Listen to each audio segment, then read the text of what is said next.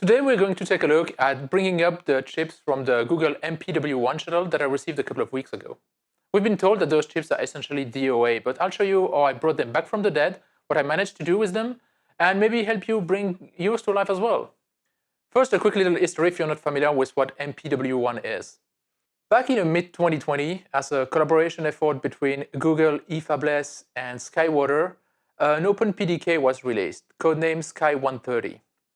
In very simplified terms, that's basically a set of data files and standard cells that describe a manufacturing process for semiconductors. Of course, this is not enough to actually make chips. You need appropriate EDA software to make use of those data files. And so Google is also sponsoring work on developing, improving such tools. There was definitely some pre-existing tools, more than I thought there was, to be honest, but it does take some work to adapt them to this particular process and make them work as a coherent flow to go from whatever HDL you use to actual production file that you can send to the foundry for manufacturing. And we finally get to the MPW shuttles. Those are shared manufacturing runs sponsored by Google, where you submit your design, and if it meets some criteria, like being open source, for instance, Google will actually pay for the manufacturing run, and you get 300 chips of your design for free. At the end of 2020, I submitted such a design, and about a year later, at the end of 2021, I got the chips back. Here they are. I got a package that included breakout boards to solder up the chips, about 300 chips in a WCSP package, and also roughly 200 bare dies. Now, in theory, in future runs, they will not provide bare dies, but given the special circumstances of MPW-1, they did provide them to allow more debugging. Unfortunately, we've known for some time that those chips will not work as designed. To make a long story short, a combination of a bad clock distribution and a misconfigured timing analysis caused some serious old violations that were completely missed. If you want all the details on that, I suggest you check out Matt Venn's video on the subject that I will link in the corner. The chips are divided in two main zones. A management zone, which contains basically RISC-V core designed to handle some housekeeping tasks, and a user area, which contains your actual design. And one of those housekeeping tasks is configuring all the GPIO blocks that surround the chips. See, by default, all those I/O are configured as digital input under the management core control, and not actually connect to the user design. So that's why the old violation is such a problem, because if the management core cannot do its job and properly configure all those I/Os and switch them over to be used by the user design, even a perfectly working user design can't do anything because it can't talk to the outside world. And that's why the old violation is such a problem and makes those chips essentially DOA. Back in the fall of 2020, Tim Edwards from eFabless did some bring-up work on those chips. He did manage to run some very simple RISC-V program on the management core, just enough to blink a LED on a special I/O that's always assigned to the management core, but he was never able to configure the user I/Os. Nevertheless, that gave me hope that maybe something is possible. But before we dig further, maybe it's worth taking a minute and considering why bother at all. The primary function of the design I taped out is a USB device controller. Now, it's quite a complex design, and I used the same flow toolchain, which means that it's subject to the same old violation issues. It also requires quite complex software running on the management core to drive it. So it's quite unlikely that it's going to work as designed. Even if I can get it to do something, the chip is flawed and can't really be used to characterize anything. I still decided to give it a shot for two reasons. First, it's my first ASIC. I've got lots of digital design experience, but it's all on FPGA. This is the first chip I tape out, and I have no idea when I'll get another one. Also, on the same die, I included other peripherals, simpler ones, that have a better chance of working or at least doing something useful. They still can't be used for characterization, but it's better than nothing. The second reason is, if I figure out a way to configure the I/O, that might help other people bring up their designs. See, not everyone used the flow toolchain to generate their design. Some are analog design that don't need the I/O at all, and you merely need to disconnect the digital buffers from them. And other designs although digital, have been generated by other toolchains, and they might be perfectly fine if you can get them to talk to the outside. Back to the story now. There was some time between the moment where Tim Edwards did his early testing and the moment where I actually got chips in hand. But when I did, I soldered up this monstrosity. So this is basically just the carrier board that's provided by eFabless, directly soldered to wire and going to male PMOD connector. That allowed me to wire up the chip control lines to an FPGA board, an icebreaker from 1 bit squared in this case, and feed the chip RISC-V instruction. I then naively programmed a very simple program in assembly just to configure the I/O the way they should be configured for my project and run it on the chip. Now, just as Tim Edwards in his testing, I had to undervolt the chip to about 1.35 volt to get it to execute anything for any length of time. But much to my surprise, I got one of the user GPIO configured. One of the peripherals that I have on this chip is an audio PDM output. And when it outputs 0, it's basically mid-level, which means it outputs a square wave, 50% duty cycle. And I could see that square wave on one of the pins. Now, things didn't work exactly as designed because it's supposed to be a stereo output, and so the pin next to it should be the exact same signal, basically, by default. And it wasn't. I only had one output working. So things were definitely broken and not running as expected, but that gave me hope that maybe something can be done. In retrospective, and knowing what I know now, it was very lucky that it worked at all and that I noticed it.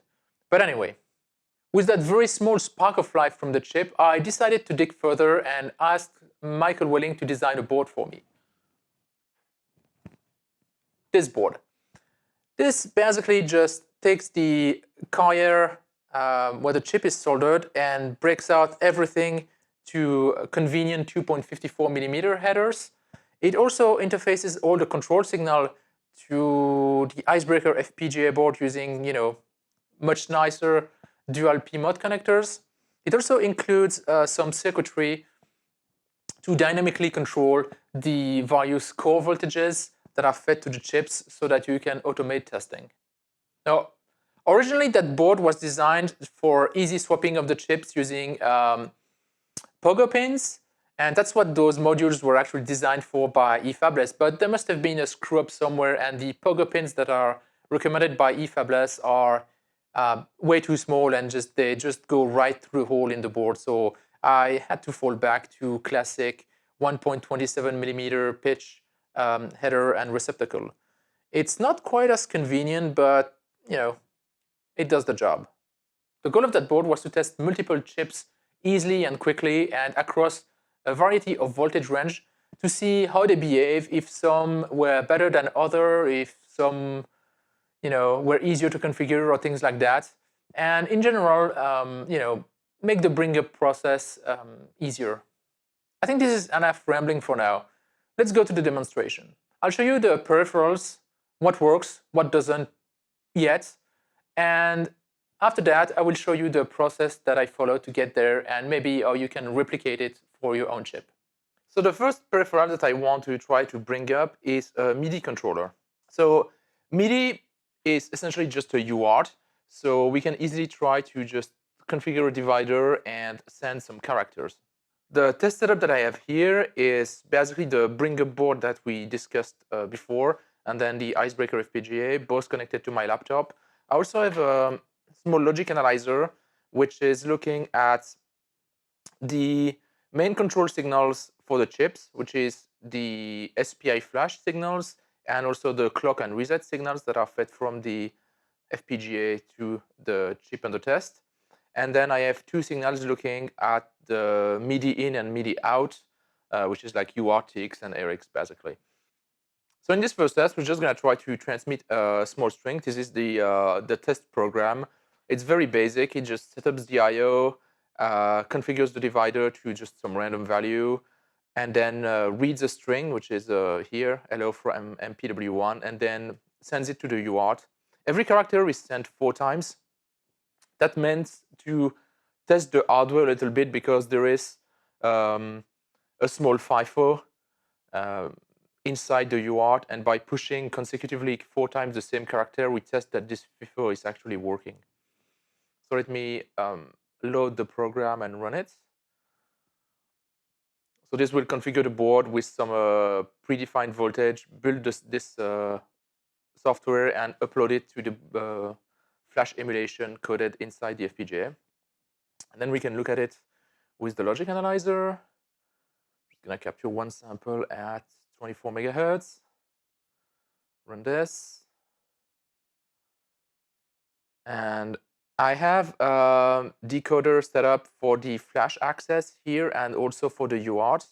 And we can see that the string is being printed. If I find the beginning of an iteration here, yeah. Here we can see HELL, and then, hello from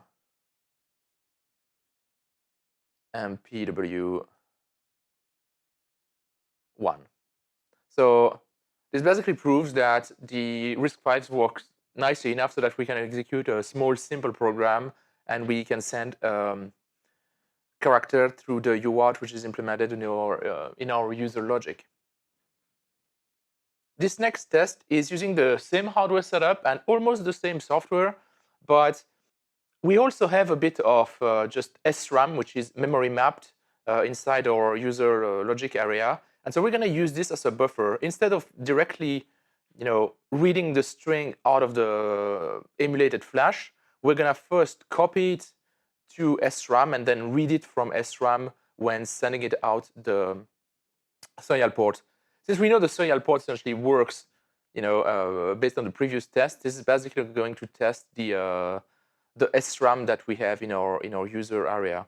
So you can see here the SRAM init, just copying the string to it, and then the same loop to send the string out of the UART, except now instead of reading it directly out of this, which was memory mapped flash, we're reading out of SRAM. So I'm loading that firmware now. Again, launching PulseView and capturing.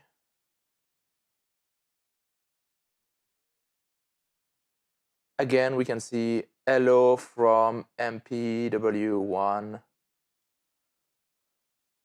And something you might notice is that the gap between the repeats here is much shorter because previously we would have to fetch all the data from the flash, and the flash is obviously much slower than fetching it from the SRAM. So by fetching the string data from the SRAM, we actually speed up the execution a little bit, and so the period between the bursts here is actually smaller. But that's great because that proves that the SRAM block that we have works, which, we have one SRAM block which is just memory mapped and can be used as general purpose memory by the management core, but we have SRAM blocks in a bunch of other peripherals, and there is good hope that those will actually work as well, and we'll see that in further tests. So for this next test, we're trying to push the UART a little further, and we're testing the input side. So the setup is slightly different. I've added 2 wires here, which connect the UART pins on the MPW-1 chip to some pins which are connected to the FPGA, which implements a UART, so I can, from the control software, try to talk to the chip and see how it responds. The software I'm running on the management core simply configures the UART again, and it looks for bytes and just echoes them back, but flips the 4 MSB. So we should be able to see that, and that's what the control software is looking at. So if I start it, we see that it sends some byte, and the response is basically the same byte that it just sent, but the 4 MSB have been flipped. And we can look at that on the logic analyzer again. And so here we have sent E4. That's what's sent here on this line by the FPGA to the chip. The chip executes some command, the XOR and stuff, and then echoes it back, but flipping the 4 MSB. So the MSB were 1110, so E, and then here we have 0001, which is 1. So E4 becomes 14. So that's good because that means that we've managed to configure our I/O as an input, and that the UART Eric side is also working. So now we can try something a little more complex and a little bit more fun.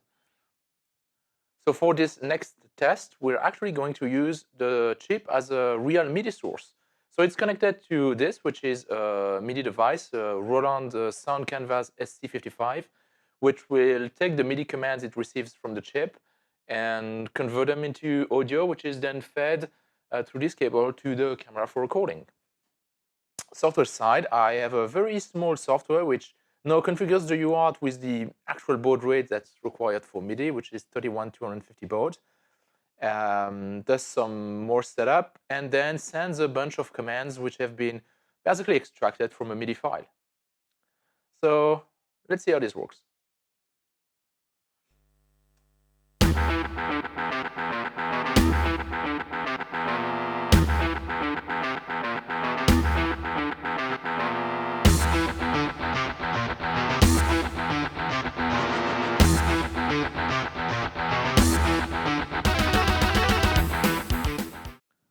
So it can only play a very short part of the music due to the limited flash memory I'm emulating. But at least this proved the functionality of the UART and the MIDI interface on this chip seems to work as designed, at least as far as I can tell. So let's move on to something else.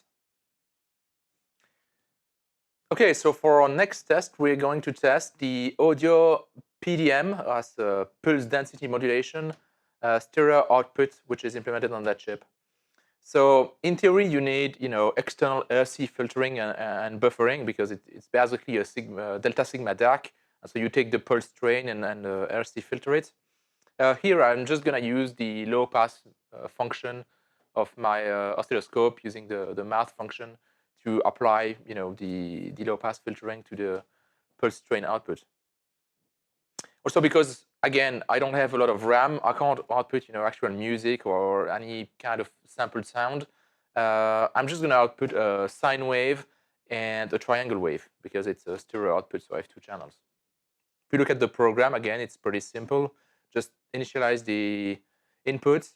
Again, I copy all the data into SRAM because SRAM access is faster, and we're already running way slower than it's been technically designed to run. So we only have a sample frequency of around 8 kilohertz.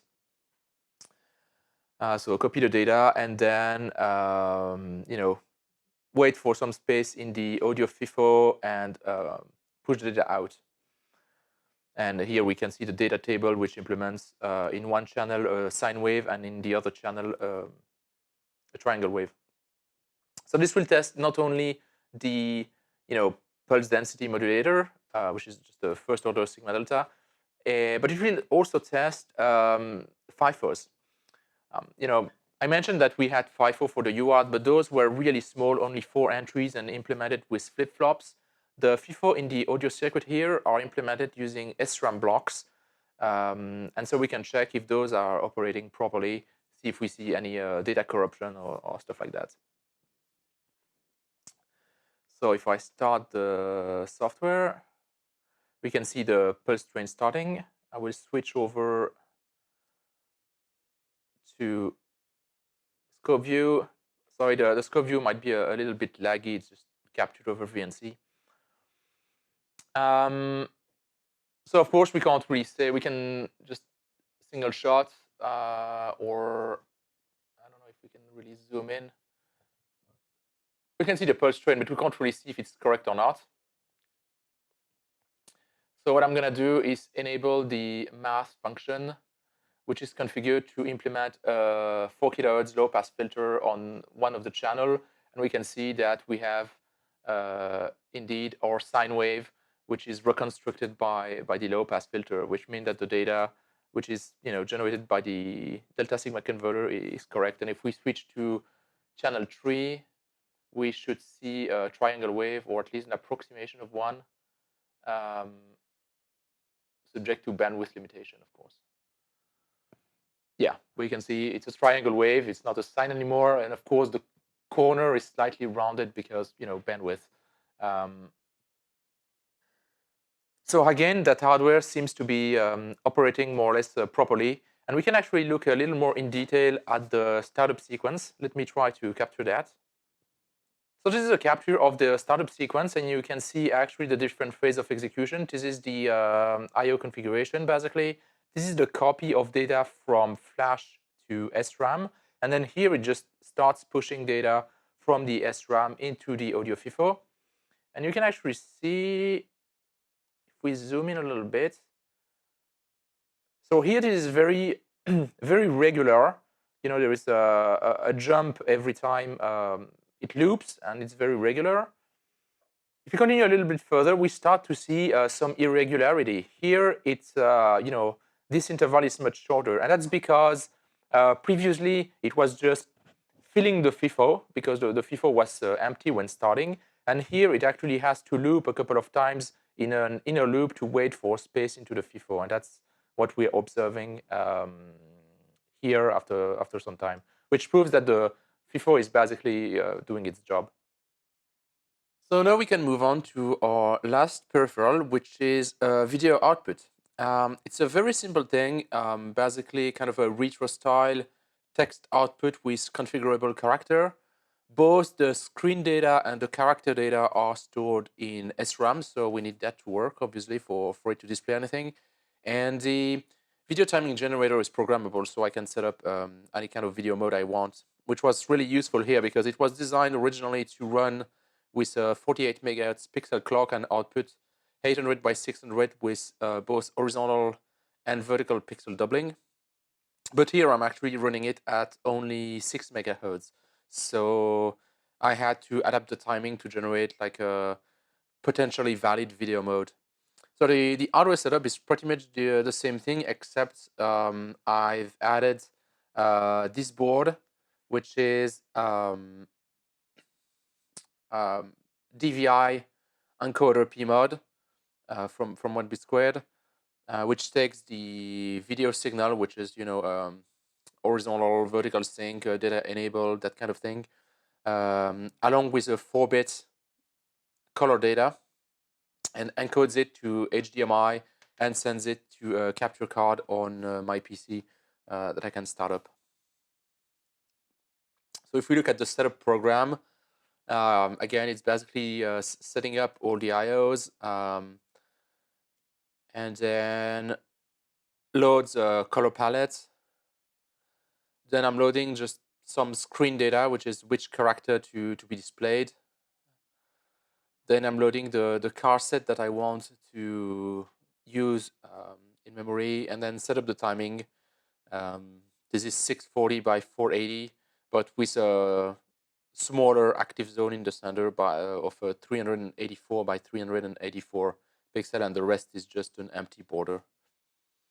And then finally, I enable the controller and then do nothing. So if we start that up,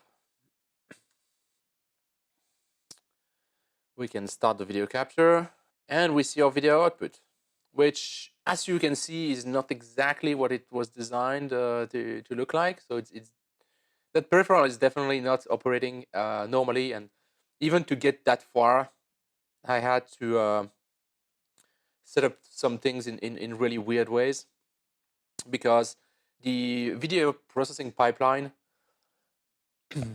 has a bunch of muxing and stuff like that that needs to be cycle accurate, because it fetches the screen data, then it fetches the attributes for that character, and all of that is kind of interlaced. And what I've observed is that it's basically off by 1 cycle, which means it's basically mangling the attribute for the character and the screen data. So that's definitely not great. It's supposed to be the open hardware logo, if you haven't recognized it, but yeah, it's not quite there yet.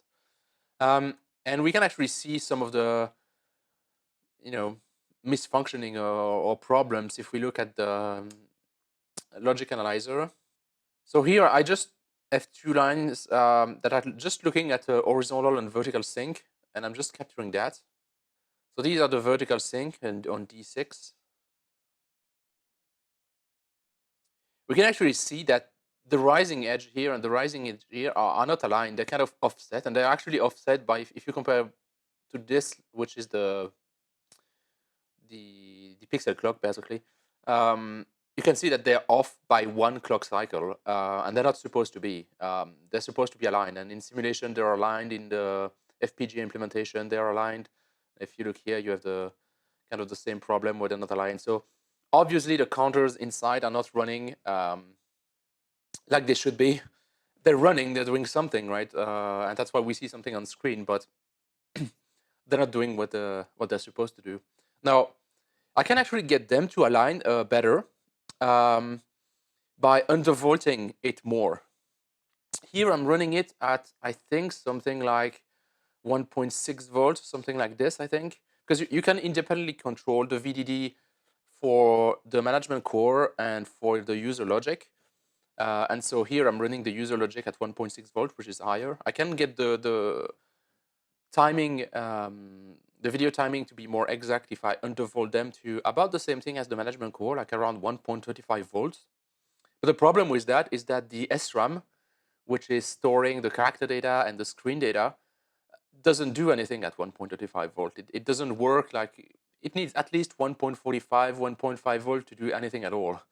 And so I have no range where both the kind of control logic and the SRAM both operate correctly. So yeah, that's kind of a bummer.